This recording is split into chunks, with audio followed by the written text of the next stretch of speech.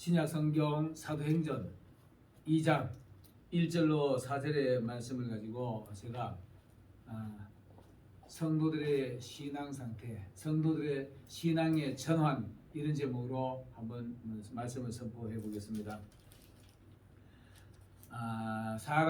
모든 사람은 살아가면서 한 번씩 몇 번씩 되어져가는 과정이 있을 겁니다.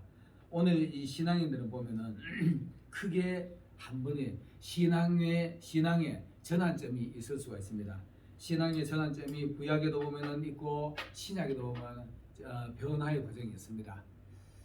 우리가 지금 이 땅에 살아가는 이 모습 그대로 살아간다면은 하나님 앞에 가면은 아마 하나님이 보시기에 상당히 난처할 것입니다. 그래서 우리가 이 땅에 살면서 신앙 생활하면서 변화를 받지 않으면 절대로 하나님 앞에 바로 설 수가 없게 될 것입니다. 그래서 변화를 받아라, 변화를 받고 이런 표현들이 있습니다. 오늘 여기 말씀에 보면은 오순절날이 이미 이름에 그들이 다 같이 한 곳에 모였더니 호련히 하늘에서부터 급하고 강한 바람 같은 소리가 있어 그들 위에 앉아 앉는데 오늘 3절의 말씀을 보면 이렇게 되어 있습니다. 마치 불의 혀같이 갈라지는 것들이 그들에게 보여 각 사람 위에 하나씩 임하여 있더니 이렇게 말합니다. 오순절 성령은 우리가 다 잘 아는 대로 큰 엄청난 변화이죠. 예수님의 제자들이 이 사건을 계기로 가지고 오순절 이전의 사건하고 이후의 사건이 현저하게 다른 모습을 봅니다. 그런데 오늘 보면은 금방도 내가 읽었지만은 각 사람 위에 하나씩 임하여 있더니 성령이 각 사람에게 임하는 모습을 봅니다. 각 사람에게 하나씩 각각 임하여 지는 모습을 볼 수가 있습니다. 우리가 잘 아는 대로 예수님의 12 제자들이 예수님하고 같이 따라다닐 때는 그냥 예수님을 그냥 메시아로 보기는 하는데 이 땅의 강력한 왕으로 이 땅에 다시 저 옛날 솔로몬 시대 때 다윗 시대 때 그렇게 강력한 나라를 이루어서 로마를 몰아내고 단독 나라를 하나님의 나라를 선포할 수 할 그냥 이 땅의 왕으로만 보고 따라다녔습니다. 그때만 해도 사실 제자들이 세상 살 때 하고 예수님 따라다닐 때 모습하고는 현저하게 다르게 변한 모습을 우리가 볼 수가 있게 될 것입니다. 세상 사람들이 보면은 그냥 배 타고 다니는 사람, 고기 잡는 사람들의 모습은 아마 조금 거칠고 험한 사람으로 우리가 이야기를 합니다. 그리고 우리 지금 현재도 사람들의 모습을 보면 배 타는 사람들은 평범한 사람들보다가 성격들이 거칠고 좀 험한 모습을 볼 수가 있을 것입니다. 이런 사람들이 예수님을 따라다니면서 아마 인성들이 좀 변했을 겁니다. 말도 조금 곱게 썼을 것이고 예수님 따라다니면서 계속 예수님이 설교를 하고 훈련을 시켰으니까 아마 좋게 모습이 보기 좋게 변했을 것입니다. 그런데 그때도 보면은 제자들이 보면은 서로 자리 싸움하고 누가 더 좋은 자리에 있을까? 누가 예수님한테 더 총애를 받고 있나? 이런 생각을 했습니다. 그런데 그들의 신앙을 보면은 또 놀라운 신앙의 모습을 볼 수 있습니다. 특히 베드로를 보면은 베드로가 놀라운 신앙 고백도 하잖아요. 주는 그리스도시요 살아계신 하나님의 아들이십니다. 이렇게 위대한 신앙 고백도 합니다. 또 더 나가서는 요한복음 6장에 보면은 예수님이 피와 살에 대한 얘기를 합니다. 너희가 내 피와 내 살을 먹지 않고는 나와 관계없는 사람이 될 것이다 이렇게 말하니까 베드로가 그때도 위대한 신앙 고백하는 모습을 볼 수가 있습니다. 많은 사람들이 예수님이 그렇게 설교할 때 다 하나 둘 정신 나간 사람으로 보고 떠나가 버립니다. 떠나갈 때도 베드로는 이렇게 말합니다. 예수님이 다 떠나간 것을 보고 12 제자만 남았을 때 예수님이 이렇게 질문을 합니다. 다 떠나갔는데 너희도 가려느냐? 라고 물었을 때 베드로가 이렇게 말합니다. 주여 영생의 말씀이 여기 계시오매가 우리가 누구로 가오리까? 이렇게 말하는 모습을 봅니다. 이 말고도 수많은 사람들이 이 도마도 그 다음에는 또 빌립도 위대한 신앙 고백하는 모습을 볼 수 있습니다. 예수 믿기 전과 예수 믿고 난 뒤의 모습은 확연하게 다른 모습을 봅니다. 그런 신앙인들의 모습으로서 당당히 신앙 고백도 하고 예수님이 하나님의 아들이라는 것도 알게 됩니다. 그리고 그들을 또 예수님 하나님의 아들이라는 것도 알고 예수님 하나님을 우리에게 보여주세요. 이런 그 질문도 해봅니다. 이런 신앙인이 됐을지라도 오순절 이전에 예수님의 제자들은 늘 이 세상의 것만 자꾸 바라보고 세상에서 잘 먹고 잘 살기 위한 그런 것만 자꾸 뛰어다닙니다. 예수님에게 바라는 것도 그런 것만 주로 바라고 뛰어다닙니다. 그러다가 어느 날 예수님께서 십자가에서 못 박혀 돌아가시고 나니까 이들은 갑자기 어떤 신앙의 상당한 위기가 오고 말았습니다. 예수님이 이 땅에서 영원한 하나님의 나라를 만들어가지고 이 땅에서 잘 먹고 잘 살고 떵떵거리고 잘 살 줄 알았는데 예수님이 힘없이 십자가에서 돌아가시고 승천하시고 만 겁니다. 그리고 나니까 이 사람들이 구심점을 잃고 그 다음에는 신앙의 어떤 그 상당히 패닉 상태에 빠져가지고 어떻게 해야 될지 방황을 하기 시작합니다. 그리고는 야행으로 밤에 사람들이 눈길을 피해서 밤으로 피해 다니는 이런 형국이 되었습니다. 지금 여러분들은 우리의 모습을 한번 살펴보시길 바라겠습니다. 여러분들 신앙생활 할 때 은혜가 충만할 때는 어땠나요? 세상에 내가 최고의 은혜로운 사람인 줄 알고 내가 최고의 신앙인 줄 알고 그렇게 큰 소리 치고 멋있게 멋부리고 다녔죠. 그렇게 다녔는데 지금 코로나가 오고 예배 금지 명령이라는 말로 예배 방해가 들어오기 시작합니다. 여러분 이때도 당당히 예배를 드릴 수 있나요? 아마 지금 이때 예수님의 12제자들이 밤에만 사람들의 눈을 피해서 밤에 모여서 이리 피해 저리 피하고 피해 다니는 모습처럼 여러분들의 모습도 아마 그런 모습일 겁니다. 예배드리는 모습이 두려워가지고 사람들 올까봐 두려워서 벌벌 떨고 예배를 못 드리고 예배드리다가도 어떤 관공서나 공무원들이 오면은 급히 숨는 모습들을 볼 수가 있을 것입니다. 그때의 모습이나 지금의 우리의 모습이나 거의 흡사할 것입니다. 여러분 이걸 우리가 변화 있어야 됩니다. 한 번에 어떤 정말 다시 놀라운 변화가 있어야 됩니다.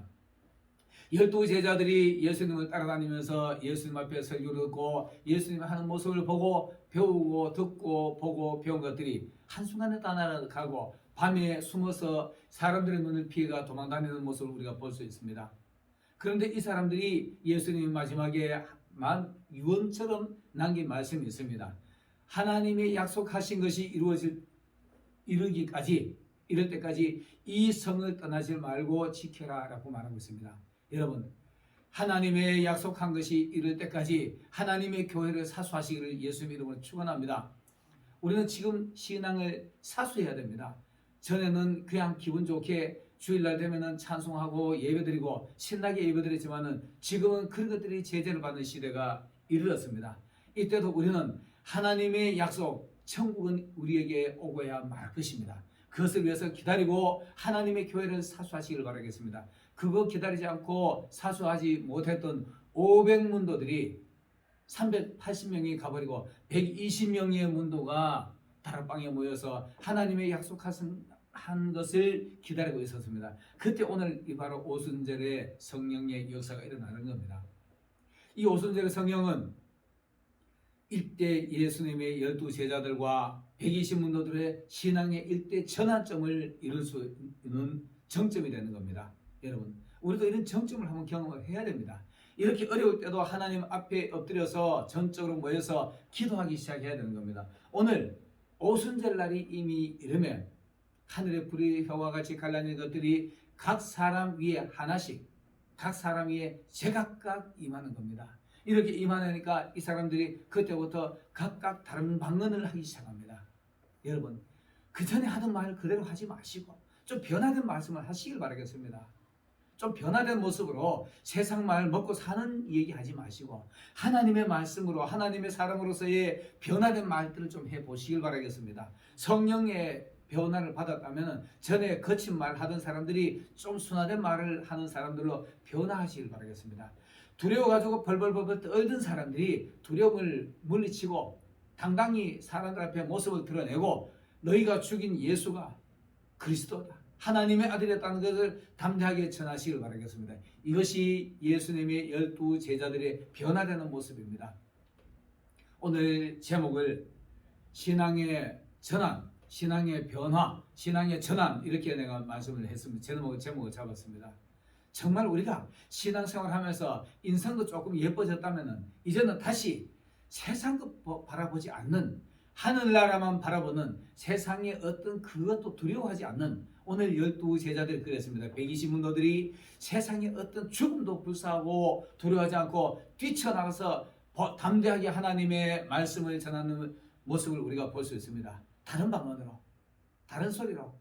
전에 늘 세상 것 먹고 잘 살고 잘 먹고 잘 살기 위해서 애쓰던 그것을 위한 그런 복음이 아니라 이제는 천국을 바라보는 그런 소망을 가지고 예수 그리스도가 바로 하나님의 아들이었다. 바로 그분이 구주시고 그분이 너희를 위하여서 죽으신 분이다라는 것을 전하는 모습을 우리가 볼 수 있습니다. 우리가 이런 신앙의 변화, 신앙의 전환점이 없으면은 그런 역사를 맛볼 수가 없습니다. 이런 신앙의 전환점을 맛본 사람들이 구약에도 있습니다.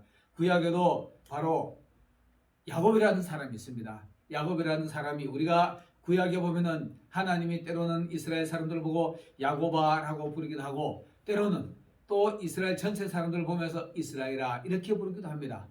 이거는 바로 야곱이라는 사람의 특성이 있고 이스라엘은 사람이 그 성격의 특성이 있습니다.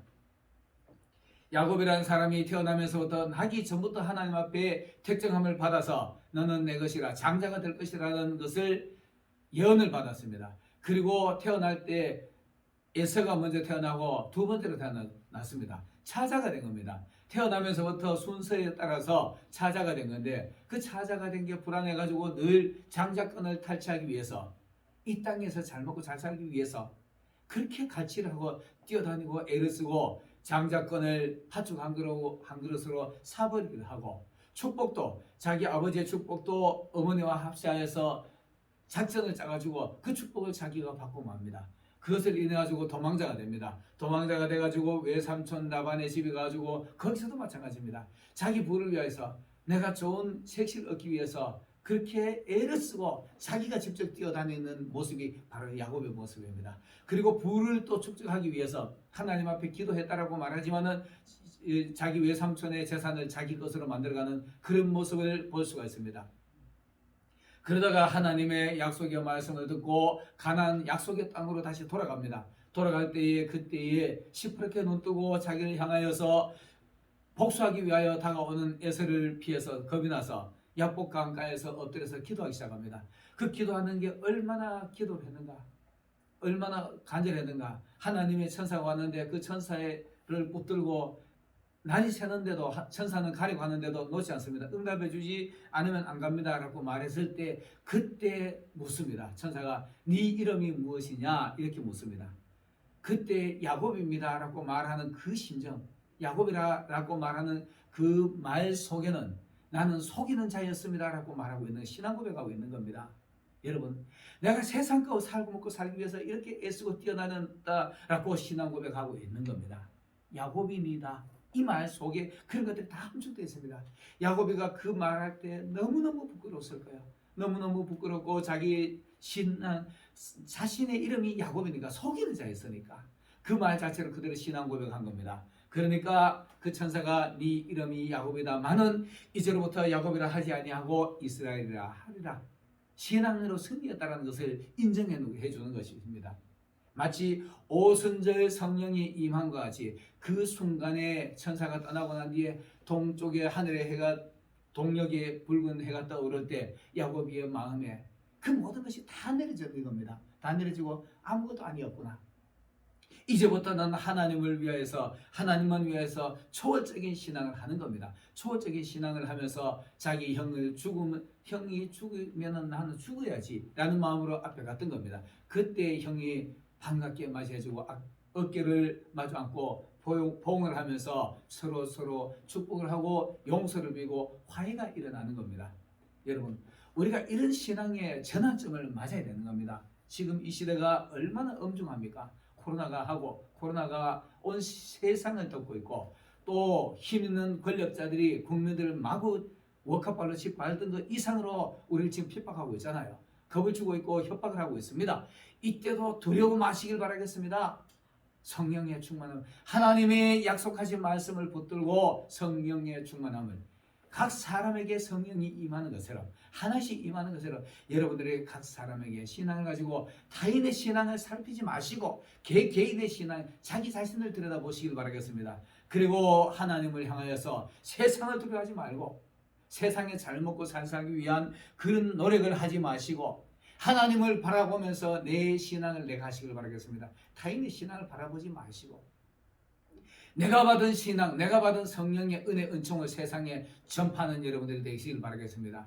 이것이 바로 신앙에 대해 전환점이 있어야만이 그런 당당한 신앙인이 될 수 있을 것입니다. 세상의 코로나 두려워하지 마시길 바라겠습니다. 세상의 권력자들 두려워하지 마시길 바라겠습니다. 이런 신앙의 전환점이 있어야만이 이런 일이 있을 것입니다. 오늘 이 방송을 보고 이 말씀을 듣는 여러분들이 이런 전환점을 경험하시길 예수님 이름으로 축원합니다. 기도하겠습니다.